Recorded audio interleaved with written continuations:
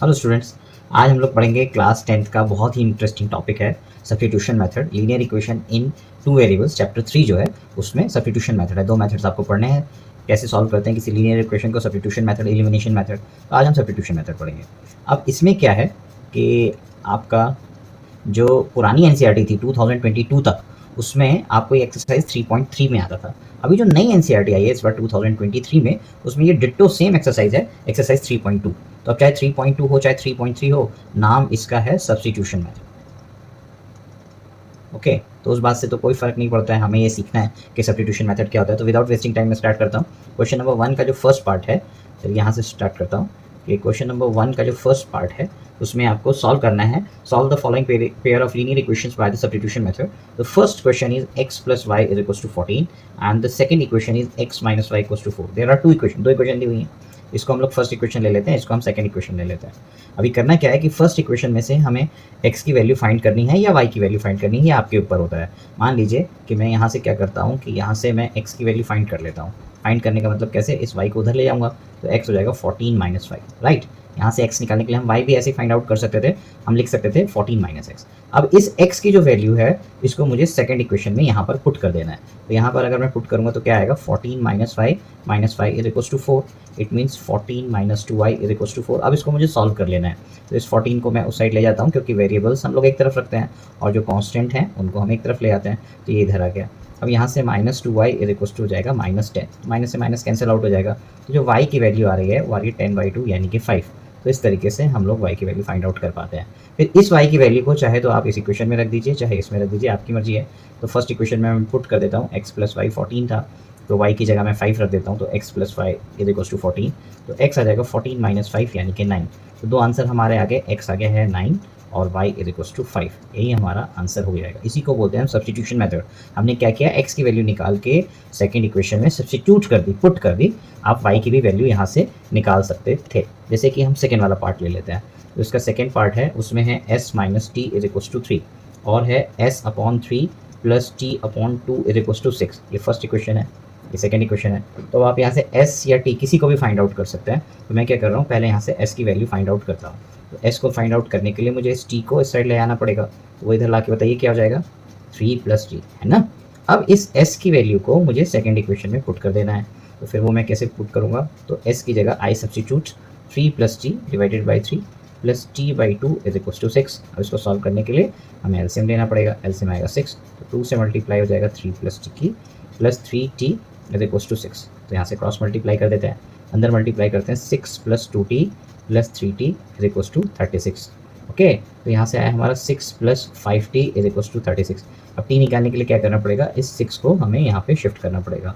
जब हम इस 6 को इधर भेज देते हैं तो 5t इज इक्वल्स टू हो जाएगा 36 minus 6। So 5t is equals to 30. So t is equals to 30 divided by 5, that is equals to 6. कितना आया, 6।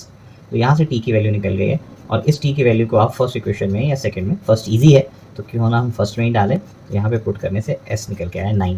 तो s 9 और t 6, ये हमारा यहाँ पे आंसर हो गया। ठीक है, फिर अब हम लोग चलते हैं नेक्स्ट क्वेश्चन की तरफ, नेक्स्ट पार्ट की तरफ। क्वेश्चन नंबर 3, फर्स्ट का थर्ड पार्ट जो है ये है 3x minus 5 is equals to 3 and then 9x minus 3y is equals to 9। अब हम यहाँ पर एक चीज़ देख रहे हैं कि जो x के कोफिशिएंट्स का रेशो है a1 अपॉन a2 है, वो कितना आ रहा है 3/9 इज इक्वल्स टू 1/3। और जो b1 और b2 का रेशो है वो कितना आ रहा है -1/-3 यानी कि 1/3। और जो c1/c2 का रेशो है 3/9, वो भी कितना आ रहा है 1/3। तो ये तीनों बराबर हो गए। मैंने अपनी प्रीवियस वीडियो में आपको बताया था कि हमें तभी सॉल्व करना है जब a1/a2 और b1/b2 का रेशो सेम ना हो। तब हमारी कौन सी लाइन आती थी, इंटरसेक्ट एट ए पॉइंट, और उसको हम बोलते थे यूनिक सॉल्यूशन। तो उसी केस में आपको इक्वेशन को सॉल्व करना है। अगर यूनिक सॉल्यूशन नहीं आ रहा है, ये सारी चीज़ें जानने के लिए आप मेरी दूसरी वाली वीडियो देख लीजिएगा, मैं उसमें डिस्क्रिप्शन में डाल दूंगा उसका लिंक, जिसमें हम लोगों ने पहले देखा था कि यूनिक सॉल्यूशन कौन से होते हैं, पैरेलल लाइन कौन सी होती है, और no solution infinitely many solutions कौन से होते हैं।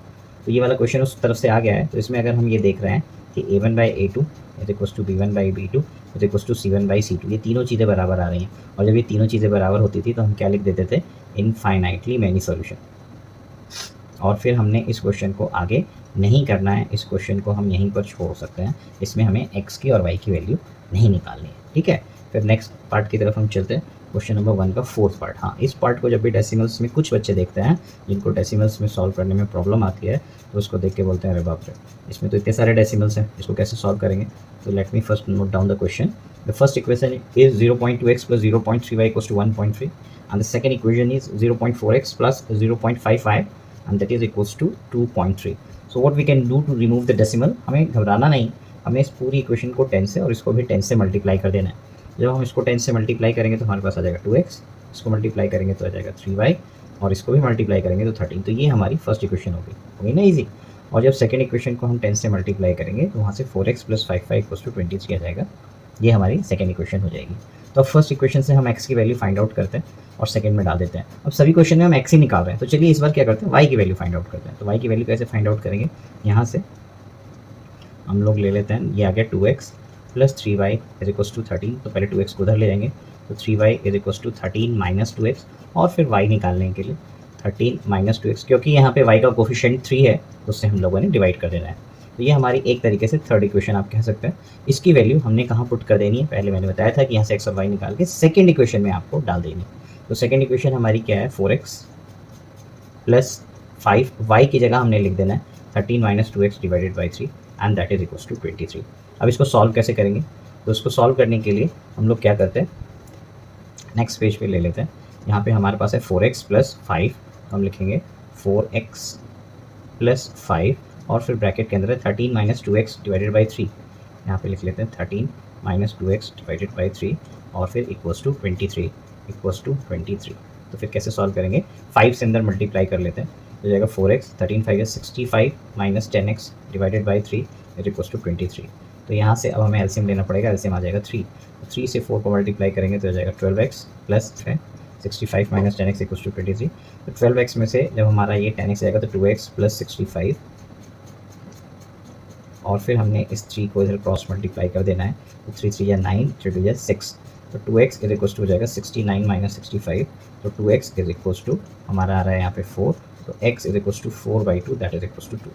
अब x2 आ गया तो उसको हम लोग यहाँ पे किसी भी इक्वेशन में डाल सकते हैं।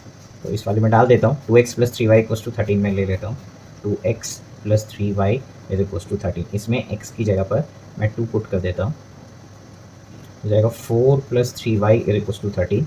ये 4 उधर जाएगा तो 3y इक्वल्स टू 9 आ जाएगा, तो y इक्वल्स टू आ गया 3। तो y is 3 and x is 2। So this is our answer for this part. Okay, next part की तरफ चलते हैं। उसके बाद है हमारा फिफ्थ पार्ट, ये भी रूट वाला है, इससे बच्चे घबराते हैं इसको देख के। Root 2x plus root 3y equals to 0 और फिर root 3x minus root 8y is equals to 0। इसको फर्स्ट इक्वेशन ले लेते हैं, इसको सेकेंड। यहाँ से हम लोग x की वैल्यू फाइंड आउट करते हैं या y की निकाल सकते हैं। तो x की वैल्यू फाइंड आउट करते हैं तो हो जाएगा minus root 3y and then x is equals to minus 3 divided by minus root 2y। अब हमने क्या करना है, इस वैल्यू को यहाँ पे पुट कर देना है x की जगह पे। तो फिर कितना आएगा, रूट 3 ब्रैकेट के अंदर minus root 3y divided by root 2y minus root 8y equals to 0। अब इसको मल्टीप्लाई करेंगे, minus root 3 and minus root 3 is 3y divided by root 2 minus root 8y equals to 0। यहाँ पे एलसीएम लेंगे तो root 2 LCM आएगा और root 2 से मल्टीप्लाई हो जाएगा। तो रूट 2 एलसीएम आने के बाद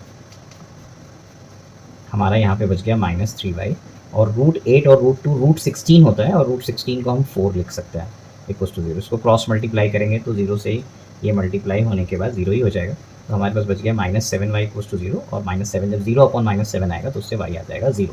इस y की वैल्यू को अगर हमने यहाँ पे पुट कर दिया तो हमारा x जो है हो जाएगा रूट 3 बाई रूट 2 इंटू 0, तो वो भी 0 हो जाएगा। तो x 0 और y 0, ये हमारा आंसर आ जाएगा। तो हम लास्ट पार्ट की तरफ चलते हैं, सिक्स्थ पार्ट की तरफ। It is 3x/2 minus 5y/3 is equals to minus 2 and x/3 plus y/2 is equals to 13/6। ये हमारी फर्स्ट इक्वेशन हो गई और ये वाली हमारी सेकेंड इक्वेशन हो गई। तो अभी हमने क्या करना है कि पहले इसको सिंप्लीफाई करना है। ये देखो फ्रैक्शन वाला पार्ट है ना, इसको हटा देना चाहिए। ये कैसे हटाएंगे, मान लीजिए इस वाली इक्वेशन को मैं लेता हूँ, इसका पहले से एलसीएम ले लेता हूँ। एलसीएम आगे हमारे यहाँ पे 6, तो 3 को 3 से मल्टीप्लाई कर देंगे तो जाएगा 9x minus 10y is equals to minus 2। जो क्रॉस मल्टीप्लाई कर देते हैं तो 9x minus 10y equals to हो गया माइनस 12। यहाँ से x की वैल्यू हम लोग फाइंड आउट कर लेते हैं, हो जाएगा 10y minus 12। So x is equals to 10y minus 12 divided by 9। तो इस वाली इक्वेशन को अब मुझे यहाँ पुट करना है। तो पहले मैं इस वाली इक्वेशन को भी थोड़ा सा सॉल्व कर लेता हूँ। ये अगर हम देख रहे हैं तो थोड़ी बहुत अजीब सी इक्वेशन है, फ्रैक्शन वाली, इससे बचते हैं बच्चे। तो अभी हम लोग क्या करते हैं, इस वाली इक्वेशन को भी यहाँ पे थोड़ा सा सॉल्व कर लेते हैं। तो इसका एलसीएम हमने ले लिया, 6 आ जाएगा। तो यहाँ पे हो जाएगा हमारा 2x plus 3y is equals to 13/6। तो इस 6 से इस 6 को हम कैंसिल आउट कर सकते हैं। देखिए अगर यहाँ पे आपका फ्रैक्शन होल फ्रैक्शन के ऊपर 6 है, यहाँ पे भी होल फ्रैक्शन के नीचे 6 है, तो आप कैंसिल कर सकते हैं। अगर बाई चांस यहाँ पे 12 होता है इस जगह पे, तो आप 6 से 12 को काट के यहाँ पे 2 लिख सकते थे। ओके, तो ऐसा आप कर सकते हैं। तो हमने इसको कैंसिल कर दिया। तो अभी इक्वेशन आ गई हमारे पास 2x plus 3y is equals to 13। तो अब हमने क्या करना है कि ये जो x की वैल्यू है हमारी यहाँ पे, इस x की वैल्यू को यहाँ पे पुट कर देना है। तो इस x की वैल्यू को पुट करेंगे तो हम क्या लिखेंगे, 2 into 10y minus 12 divided by 9 plus 3y is equals to 13। ठीक है, तो मैं नेक्स्ट पेज पे इसको कर देता हूँ। हमने अभी क्या लिखा है वहाँ पे, 2 ब्रैकेट में है 10y minus 12 divided by 9, 10y minus 12 divided by 9, और उसके बाद है plus 3y is equals to 13, plus 3y is equals to 13। तो अभी क्या करेंगे, 2 से अंदर मल्टीप्लाई कर देंगे तो हो जाएगा 20y minus 24 by 9 plus 3y is equals to 13। तो फिर से अब इसका एलसीएम ले लेना है। तो एलसीएम आ जाएगा 9, यहाँ पर जाएगा 2y minus 24 plus 27y equals to 13। अब इसको क्रॉस मल्टीप्लाई कर देंगे तो 20y प्लस 27y ये हो जाएगा 47y minus 24 is equals to 117। Okay, तो जब हम लोग इसको माइनस करेंगे तो हमारे पास 7 में से 4 गया तो 3 और 11 से 2 गया तो 9, 47 इसको ऐड करेंगे तो 7 4 11 2 1 और एक 4 और 1, तो y जो है वो जाएगा 141/47 दैट इज इक्वल्स टू 3। यहाँ से y की वैल्यू हमें 3 मिल गई है। तो y की वैल्यू 3 को अब हम लोग क्या करेंगे, अपनी फर्स्ट इक्वेशन में, ये वाली में या इस वाली में, किसी भी इक्वेशन में डाल सकते हैं। तो क्यों ना हम इसमें डाल देते हैं, ये इजी है। 9x minus 10y, 9x minus 10y equals to minus 12, इसमें हम पुट कर देते हैं। तो y की जगह 3 डाल देंगे तो यहाँ पर 10 इंटू 3 हो जाएगा, और 10 3 30, ये इधर चला जाएगा। तो जब 30 इधर आया तो माइनस 12 प्लस 30 तो 18 आया। तो 9x इक्वल्स टू आ गया 18, तो x इक्वल्स टू आ गया 2, तो x2 आ गया और y3 आ गया। यही हमारा आंसर हो जाएगा। ठीक है, तो सब्स्टिट्यूशन मेथड था ये। अब नीचे के इसमें वर्ड प्रॉब्लम्स हैं तो ये वीडियो थोड़ी लंबी हो जाएगी, तो इसके लिए फिलहाल तो मैं यहीं तक करा रहा हूँ। नेक्स्ट वीडियो में इसके हम लोग वर्ड प्रॉब्लम्स देखेंगे सब्स्टिट्यूशन मेथड्स के। ओके।